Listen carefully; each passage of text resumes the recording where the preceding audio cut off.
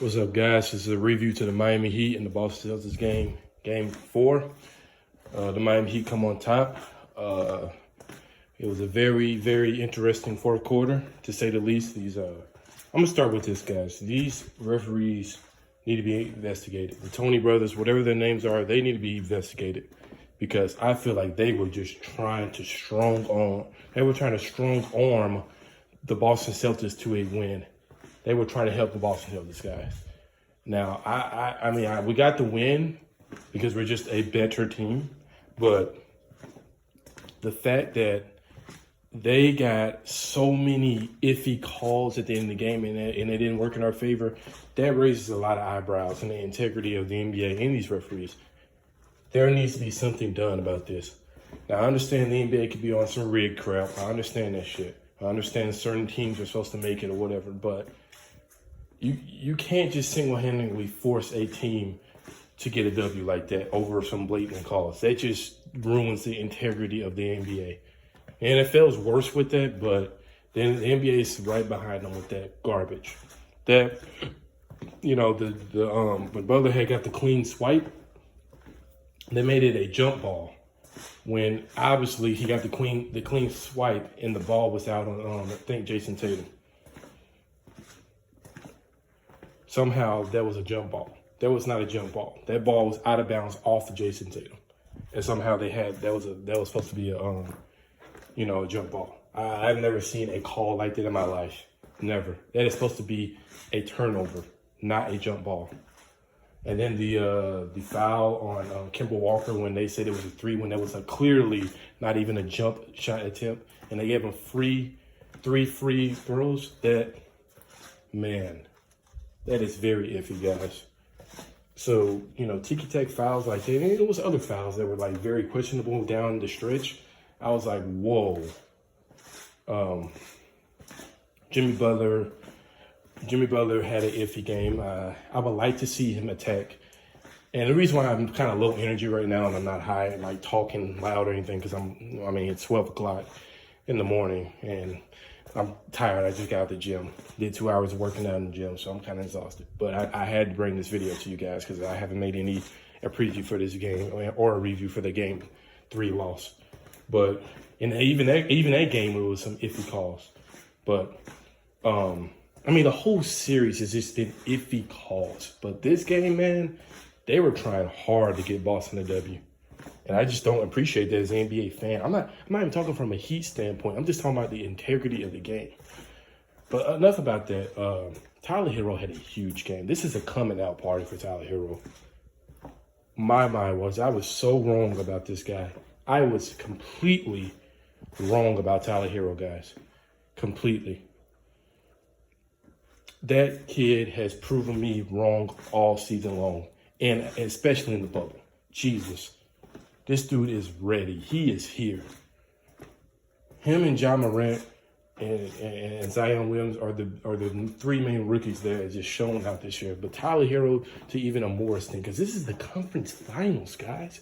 This guy is 20 years old, or I think either 19 or 20 years old. This dude is a kid, man. And he's out here basically leading the Heat to a win. He's the more of an alpha dog than Jimmy Butler right now on the team. It's crazy. This kid is not scared of the moment, and I love it. I think he had 35 points, guys. 35 points. A playoff career high at the age of 20 years old. That is just ridiculous, guys. He has a bright future, and I love the fact that I was wrong about him when I made that video and I said we drafted another Jennifer Nett. I was completely dead wrong. The Heat have, you can only train or, develop a player. That player had to have that dog in them. The Miami Heat saw something in Tyler Hero that I did not catch, and that a lot of people didn't catch. And that's that this kid has dog in him. He has a heart. Bam Adebayo, excellent game. Without him, we don't win this game. His defensive presence is irreplaceable. To me, he's the best defender in the NBA right now. Just straight up moving, like in the playoffs right now. Just straight up moving his feet and staying with him and Davis. But Bam Adebayo is definitely one of the best defenders. He is top A1, A2 top defender in the NBA right now, in the playoffs, in the bubble. This guy's defense is ridiculous. His rebounding, he changes the game in so many ways that people don't understand. Our plus minus is so high when he's on the floor. Our defensive rating is ridiculous high when he's on the floor. I don't know what number it is, but I saw a stat where it's just ridiculous high when he's on the floor. We play so much better when he was on the floor. Now, it did scare me that, and another thing, the Boston Celtics are getting away with a lot of dirty, unnecessary fouls that are not getting called. Jason Tatum single-handedly pinned this guy's arm down and kind of yanked it.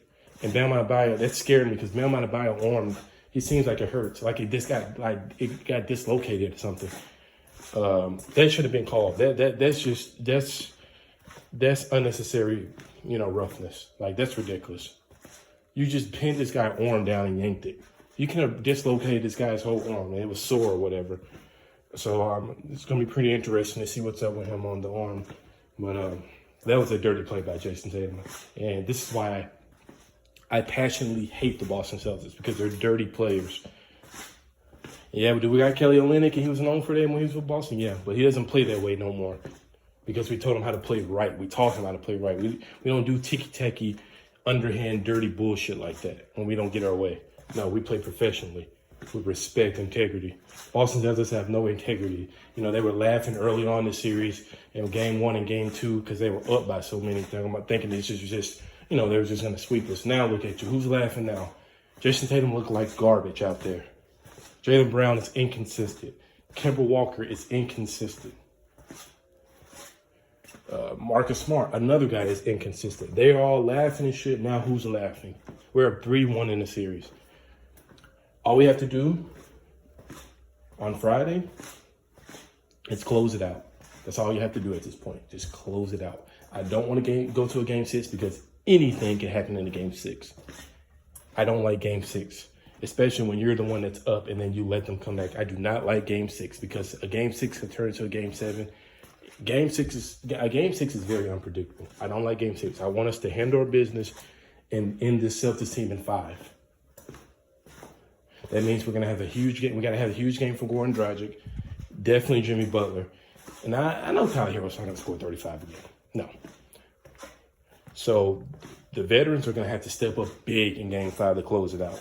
We're going to have a good game from Bam, too. We're going to have, Duncan Robinson and Jay Crowder did not show up at all. Especially, Duncan Robinson was a freaking liability on both ends of the floor. A liability. They chased him off that three-point line. And on defense, it was barbecue chicken. They destroyed Duncan Robinson. I mean, I was waiting for Eastmo to take him out the game. I mean, he was a huge liability. I love Duncan Robinson, but at this point, I'd rather have Tyler Herro in the game. Duncan Robinson's a huge liability right now. He's getting exposed. They're chasing that guy off of the floor. Tyler Herro played great. Bam played great. Jay Crowder, he didn't make any shots. He was somewhat of a foul trouble on defense, but definitely on offense. He wasn't making any shots. He was just very inconsistent and stupid fouls. Him and Duncan Robinson were just ignorant, stupid fouls that almost cost us the game. But Tyler Herro kept us in the game amidst of all of that. And, man, I love this kid. He is definitely going to be a starter next year.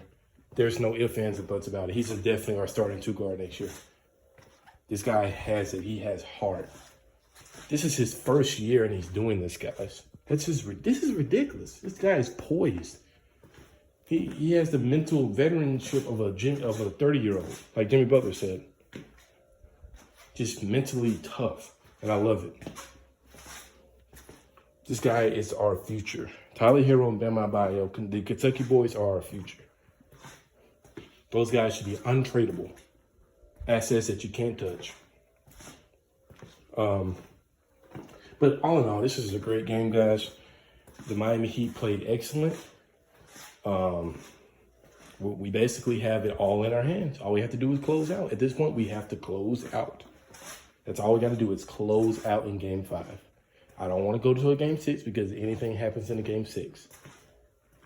Game 6 and definitely game 6 is very unpredictable. Game 7 is like basically a momentum shift. It could be unpredictable too. So We have to handle our business. We don't want to force this into a game 6. I don't want to do this. So let's end this series in 5 games on Friday, and let's get prepared for the NBA Finals. This team deserves it. This team worked the hardest in the bubble. This team wanted to be in the bubble, and they deserve to be in the finals. This right here is my favorite. I don't care what no one says. This is my favorite team, my favorite Heat team of all time, because we don't have the beautiful big three. We don't have D Wade. We don't have the legend in D Wade. We don't have dominant LeBron. We don't have the all-star Chris Bosh.